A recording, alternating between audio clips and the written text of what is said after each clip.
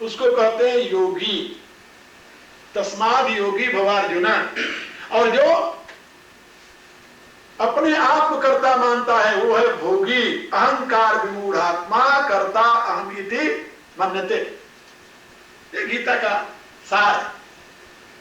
तो यहां पर भगवान ने बताया कि जो योगी हैं वो तो यत्न करके, जो मेरे से जुड़े हुए हैं, जो परमात्मा में आस्था रखते हैं, परमात्मा की कृपा का प्रसाद समझ करके कर्म में प्रवृत्त रहते हैं, वो तो यत्न करते हुए उसे देख लेते। यतन्तो योगिनश्चैनम पश्यन्ति आत्मनि अवस्थितम्। लेकिन यतन्तो अपि अकृतात्मा, लेकिन यत्न करते हुए भी जो अयोगी हैं, अकृतात्मा हैं, कृतात्मा नहीं हैं, वो ना एनम पश्यन्ति अचेतस। वो इसे नहीं देख पाते। क्यों नहीं देख पाते? कहा अचेतस। अचेतस है। अचेतस हमारे उनका चित्त शुद्ध नहीं है, उनकी चेतना ठीक नहीं है, उनकी समझ ठीक नहीं है,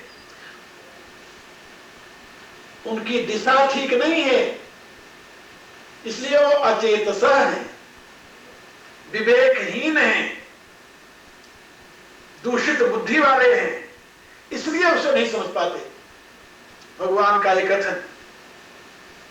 इसलिए हर एक व्यक्ति को योगमय जीवन बनाना है, अपने जीवन को भगवान के साथ जोड़ देना है।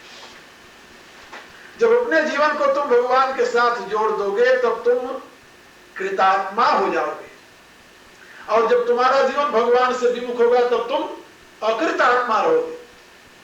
और एक जगह भगवान बताया, नमाम दुष्कृतनो मूढ़ा प्रपद्यन्ते नराधमा। वहां भी मूढ़ा कहा है, यहां भी मूढ़ा कहा। इससे पहले वाले श्लोक में भगवान ने क्या कहा? विमूढ़ा नानुपश्यन्ते। और वहां क्या कहा? विमूढ़ कौन है? कहा नमाम दुष्कृतिनो मूढ़ा प्रपद्यन्ते नराधमा। जो दुष्कृति हैं, जो अधम नर हैं, वो मेरी शरण में नहीं आते, वो विषयों की शरण में ही लगे रहते हैं, वो संसार की शरण में ही आनंद लेते हैं। और आपकी शरण कौन आते हैं? कहा जना सुकृति अर्जुन। सुकृतिना, जो सुकृति है वो मेरी शरण में आते हैं, और जो दुष्कृति है वो संसार की शरण में आनंद लेते हैं। काम दोनों करते हैं, एक परमात्मा का होकर और दूसरा संसार का होकर। इसी को भगवान ने आगे चल करके असुर और देव दो भागों में विभाजित किया है।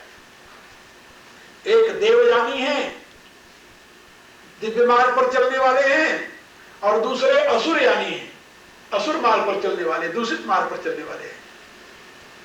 इसलिए भगवान का कथन है, यतन्तो योगिनश्चैनम पश्यन्ति आत्मनि अवस्थितम, और यतन्तो अपि अकृतात्मानो नैनम पश्यन्ति अचेतस। अब इन दोनों के गुण धर्म मैंने आपको समझा दिया है। इनमें से जो आपको पसंद आवे उसका मार्ग स्वीकार कर लें, उस रास्ते पर चल पड़े। आप अपने आप को कृतात्मा बनाना चाहते हैं या अकृतात्मा? आप अपनी बुद्धि को शुद्ध करना चाहते हैं कि अशुद्ध रखना चाहते हैं? शुद्ध बुद्धि बिना भगवान से जुड़े नहीं हो सकती। नास्ति बुद्धि अयुक्तस्य न च अयुक्तस्य भावना न च भावयतः शांति अशांतस्य कुतः सुखम्। भगवान ने कहा कि जब तक मेरे से नहीं जुड़ता तब तक मनुष्य की बुद्धि शुद्ध नहीं हो सकती। नास्ति बुद्धि अयुक्तस्य, ये परम सत्य सिद्धांत है। जब तक मनुष्य भगवान से नहीं जुड़ता तब तक उसकी बुद्धि शुद्ध नहीं हो सकती। अशुद्ध बुद्धि वाला जो है वो कभी सत्य को नहीं देख सकता। इसलिए यदि सत्य का दर्शन करना हो तो तुम भगवान के साथ अपने आप को जोड़ दो। भगवान क्या है? अनंत। और संसार क्या है? शांत। भगवान अनंत है, भगवान की सृष्टि अनंत है, और तुम सीमित हो, शांत हो, तुम्हारी सृष्टि भी सीमित है। तुम अपने 3.5 हाथ के पुतले में आबंद हो और तुम्हारी सृष्टि भी इतनी होती है, भगवान मुझे इतना ये दे दे, मुझे इतना ये दे दे, मुझे इतना ये दे दे, यही मांगते हो भगवान से। तुम्हारी सृष्टि भी सीमित है, जैसे तुम सीमित हो, और भगवान अनंत है, उसकी सृष्टि अनंत है। एक ही पृथ्वी नहीं, अनंत पृथ्वियां भगवान की सृष्टि में, और तुम तो एक पृथ्वी को भी अपना मानने के लिए तैयार नहीं हो, पृथ्वी के टुकड़े को अपना बताते हो कि इतने मेरा है। कितनी बड़ी भूल है तुम्हारी, है अपनी मान्यता पर ही निर्भर है। तो यदि भगवान कहते तुम भी अनंत से जुड़ जाओ, तुम्हारी बुद्धि पवित्र हो जाएगी, शुद्ध हो जाएगी, और शुद्ध बुद्धि वाला ही उस आत्म स्वरूप को देख पाता है, अशुद्ध बुद्धि वाला नहीं। इस श्लोक के बाद भगवान ने 4 श्लोकों में अपनी विभूतियों का वर्णन किया है, 4 श्लोकों, और ये बहुत महत्व के हैं 4 श्लोक। क्रमशः कल से इनकी व्याख्या आप लोगों को सुनाऊंगा। आज प्रार्थना कर लें, समय पूरा हो गया। ओम भूर्भुवः स्वः तत्सवितुर्वरेण्यं भर्गो देवस्य धीमहि धियो यो नः प्रचोदयात्। सर्वे भवन्तु सुखिनः, सर्वे सन्तु निरामयाः, सर्वे भद्राणि पश्यन्तु, मा कश्चित् दुःखभाग् भवेत्। ओम पूर्णमदः पूर्णमिदं पूर्णात् पूर्णमुदच्यते पूर्णस्य पूर्णमादाय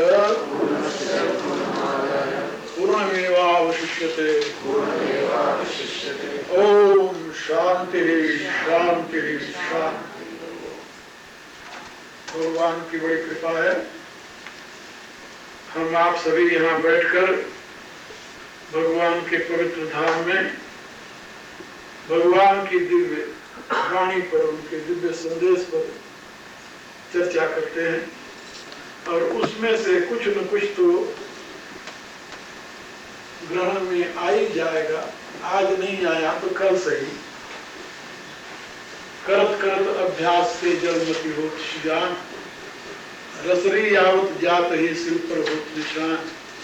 यदि एक नरम रस्सी जो है वो भी बार बार रगड़ने से पत्थर को घिस करके और उसमें अपना जगह बना लेती है, तो मेरी जिह्वा तो रस्सी से बहुत ज्यादा तीखी है और तुम लोगों के हृदय पत्थर से बहुत ज्यादा नरम है, तो मेरी बातें तुम लोगों के दिमाग में स्थान नहीं बनाएंगे, ऐसा कैसे हो सकता है? तो इसलिए अब आप लोग उठिए और आप भी कीजिए।